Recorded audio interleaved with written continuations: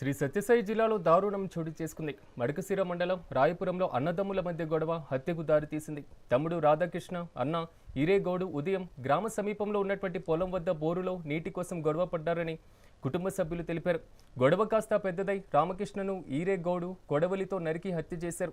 అనంతరం మృతుడి ఇంటి వద్దకు వెళ్లి మరొకరిని హత్య చేసి పోలీసులకు లొంగిపోతానని మృతుడి భార్యకు ఈరేగౌడ్ హెచ్చరించి పరారయ్యారు. అయితే మృతుని భార్య సంజీవమ్మ పొలం వద్దకు వెళ్లి భర్తను చూడగా అప్పటికే అతను మృతి చెంది ఉన్నాడు. వెంటనే ఆమె విషయాన్ని స్థానిక పోలీసులకు తెలపగా పోలీసులు ఘటనా స్థలానికి చేరుకొని వివరాలు సేకరిస్తున్నారు. ఇక హంతకుడి కోసం పోలీసులు గాలింపు చర్యలు చేపట్టారు.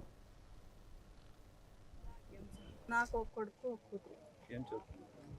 కొడుకు కాలేజీకి పొద్దామని ఆయమ్మ పెళ్లి చేసి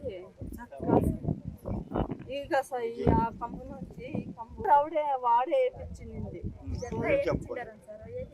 అంతా డబ్బులు ఇచ్చేస్తున్నారు, ఇచ్చేస్తున్నారు. బాగా మొత్తం అదే ఇంతకు వచ్చి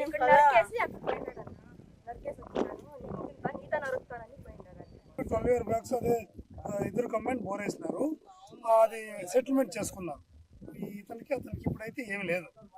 మళ్ళీ ఇప్పుడు అది ఏమి వచ్చిందో సృష్టించుకున్నారు. మళ్ళీ వ్యవహారాల వరకు అయితే ఏం లేదు.